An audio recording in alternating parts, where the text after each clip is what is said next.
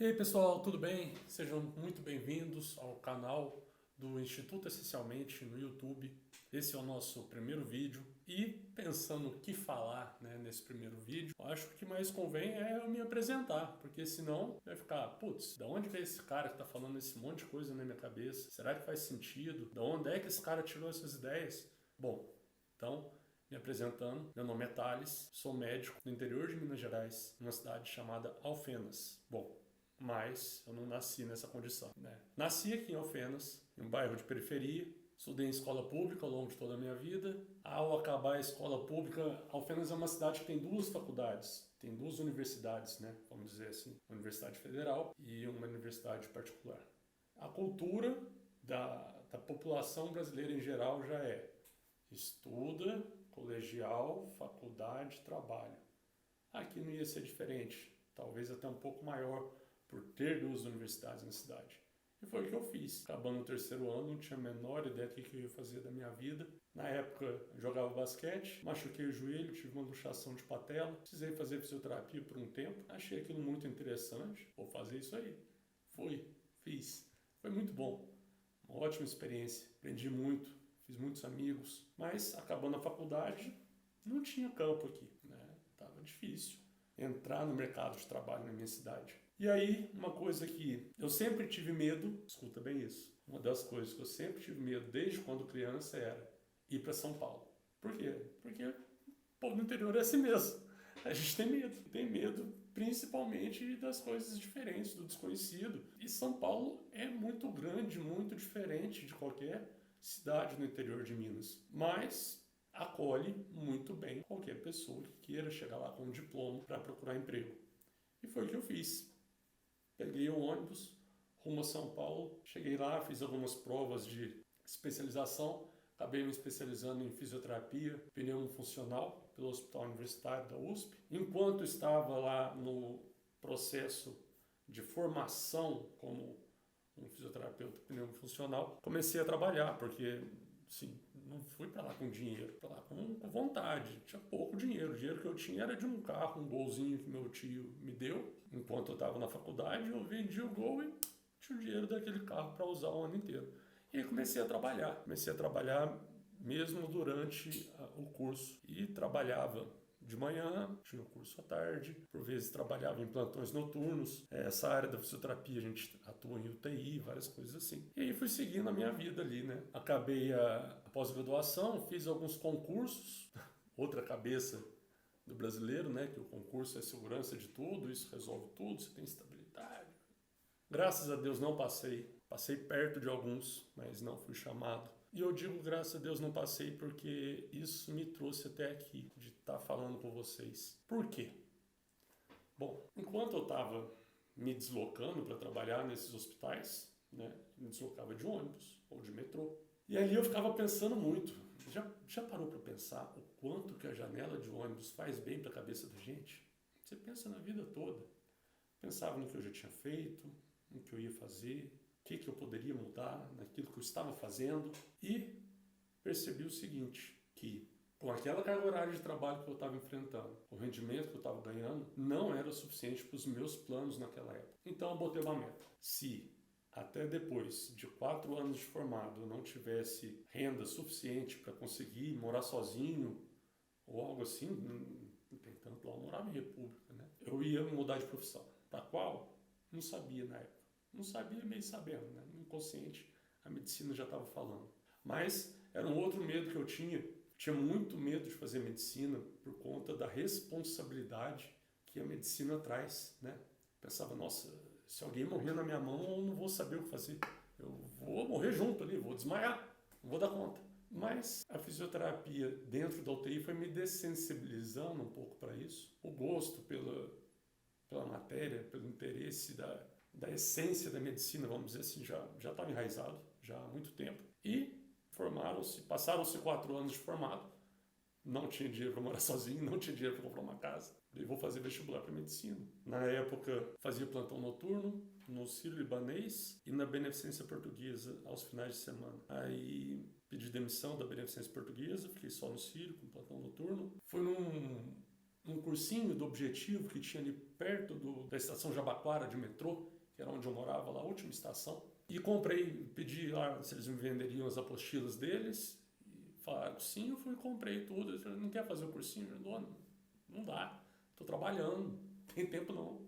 Peguei as apostilas e levei para casa. O que eu fazia? Andava com ela na mochila, estava dentro do metrô, estava lendo, estava dentro do ônibus, estava lendo. Aí, de novo, a importância do metrô e do ônibus na minha vida. E acabou que isso foi em agosto, setembro. Comecei a estudar nessa época, estudando sozinho, me inscrevi para 2 vestibulares só, para treinar no final daquele ano, porque achei que não daria certo passar, mas acabei passando. Passei em penúltimo lugar em uma faculdade lá em São Paulo, na 9 de julho. E na época o que eu recebia de salário no hospital que eu trabalhava era o equivalente ao que eu iria pagar de mensalidade na faculdade. Tinha uma pequena reserva ali, nada muito grande, mas tinha uns meus bicos ali de paciente particular e tal. Falei, vou fazer. Fiz inscrição, continuei trabalhando. E a meta de, putz, eu tenho que conseguir o FIES. Se eu conseguir o FIES, eu vou conseguir me dedicar melhor, papapá. Depois de um semestre todo, eu consegui o FIES. Consegui sair do emprego, me dedicar só aos estudos, consegui transferência para minha cidade natal de novo, para Alfenas. Me formei aqui na Unifenas e foi muito bom também, uma outra experiência muito boa, com uma cabeça totalmente diferente, eu já mais velho, né, buscando outras coisas dentro da faculdade, né, enquanto a primeira faculdade minha meta era nota, na minha segunda faculdade a meta era aprendizado. As notas da primeira faculdade foram melhor do que da segunda, foram. Eu aprendi mais em qual? Na segunda. Minha meta era aprender, era ter nota. Bom, aí formei. Né? Me formei e não sabia muito bem o que fazer de residência, porque eu entrei na faculdade de medicina como fisioterapeuta em uma UTI e a minha ideia era formar, me especializar novamente em terapia intensiva e voltar para a UTI. Porém, nada ocorre como a gente planeja.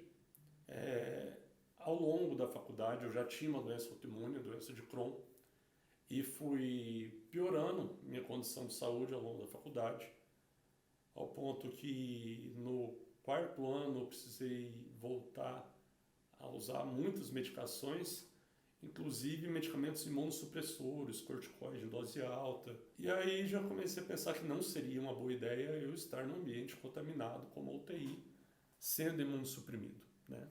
E o medo, novamente, me levou agora para um caminho não tão bom, que eu quis me esconder. Putz, o que eu vou fazer? Passei por situações de sepse, de ficar internado, em situação grave por conta da doença de Crohn, e fui fazer patologia.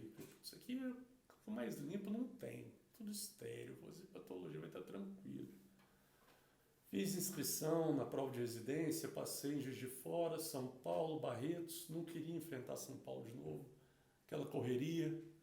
Juiz de Fora muito longe da minha cidade, Barretos, putz, Hospital do Câncer, lugar bacana pra caramba, eu fui. Só que eu fui e deixei um pedaço para trás, deixei minha esposa e minha filha para trás na época. Minha filha estava com 10 anos, 10, 11 anos. Então, não tava fácil ficar longe delas. O Crohn só piorou, eu morando sozinho, tendo crises onde precisava ir para o hospital. Chutei o balde e voltei para minha cidade. Chegando aqui, a faculdade a qual eu me formei estava precisando de um preceptor na atenção básica. Eu me candidatei, eles já sabiam do meu currículo, me conheciam, me contrataram. E eu entrei para fazer a preceptoria da matéria de anamnese biopsicossocial. Foi bom demais. Aprendi muito, muito, muito. Aprender ensinando é a melhor coisa que tem. E aí, ao longo desse tempo que eu estava lá, eu ficava meio período com os alunos, atendendo na PSF, e meio período sozinho, atendendo no mesmo PSF, né? Nossa, eu vivi uma dificuldade muito grande que foi atender saúde mental, porque a nossa carga horária de saúde mental ao longo da faculdade é muito pequena comparada à demanda de saúde mental que a gente tem depois de formado, principalmente para quem vai trabalhar numa UBS. E aí foi batendo aquele desespero. Eu vi todo mundo, na minha cabeça, quando eu chegasse no PSF, ia ser hipertensão, diabetes, puericultura, gestante, papapá. Só que eu não sabia que dentro disso tudo estava a saúde mental. Um hipertenso ansioso, um diabético depressivo, uma grávida depressiva, uma criança irritada, agressiva, agitada. E eu não sabia o que fazer. Comecei a buscar modos de me especializar nisso. Não com o intuito ainda de ser um especialista na área. No intuito de aprender. Porque gostava e gosto muito de atenção básica. Toda aquela variedade no atendimento. Mas eu não achava nada na internet que me supria. Paguei ali alguns cursos de atualização em saúde mental, mas eu olhava aquilo, entrava, assistia a aula, não era, parecia que quem estava fazendo a aula não estava vivenciando o que estava rolando na atenção básica, no meu consultório. O meu consultório não condizia com o que falavam ali. E eu não sabia conduzir direito as paradas, o que eu ia fazer. A prática mesmo não ia. E quando eu tinha alguma dúvida, eu tinha dificuldade em chegar em alguém. Com quem que eu vou falar aqui dentro do curso para tirar dúvida? Um curso online? Difícil, né?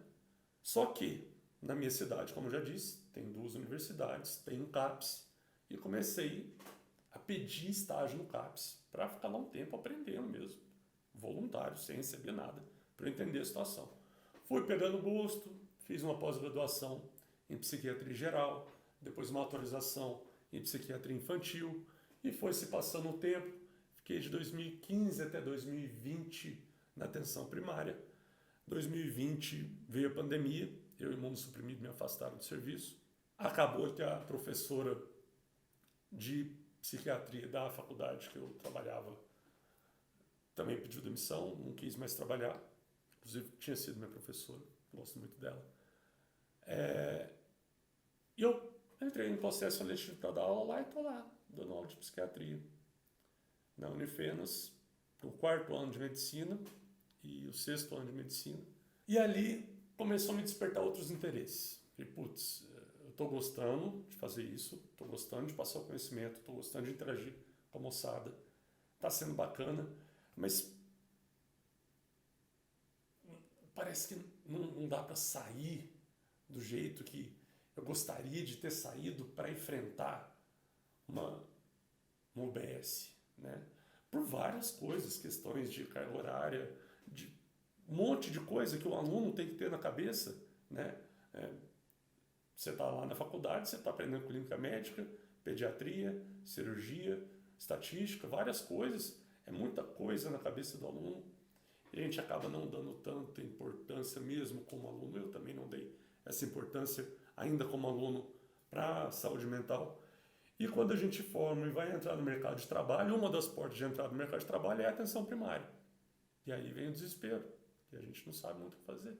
Daí a ideia de criar o Instituto Essencialmente, que é uma plataforma onde, primeiramente, os médicos da atenção básica vão ter acesso. E lá eu vou ministrar as aulas de acordo com o que eu via na minha rotina. Vamos ter interação, vamos ter link para a gente se falar dentro da plataforma. Com isso, consegui tirar dúvida, que era uma coisa que eu não tinha muito acesso enquanto estava na atenção básica. Ali vai ter um link, você manda o seu caso clínico, no final, posta a sua dúvida, em 24 horas vai estar respondido, com sugestões do que fazer, do que não fazer, observações daquele caso. E é uma maneira que eu encontrei de propagar o que eu já faço de modo presencial, para além das barreiras do campus universitário, né? E com isso vieram várias outras coisas. A ideia inicial era fazer isso. Nunca tive Instagram, Facebook, não era um cara de mídia social. Contratei uma empresa para fazer o meu site. Eu falei, cara, vamos ter que fazer alguma coisa aí. Comecei a me movimentar, comecei a fazer isso, fazer aquilo. Primeiro Instagram, depois Facebook, Twitter, e agora estou aqui no YouTube para a gente conversar com mais calma. Nesse canal aqui nós vamos falar sobre comportamento, desenvolvimento humano, psicofarmacologia, psicopatologia, várias áreas que envolvem a saúde mental e sendo de interesse tanto para médicos, profissionais da saúde, quanto para pacientes, porque no final das contas, de médico e louco, todo mundo tem um pouco.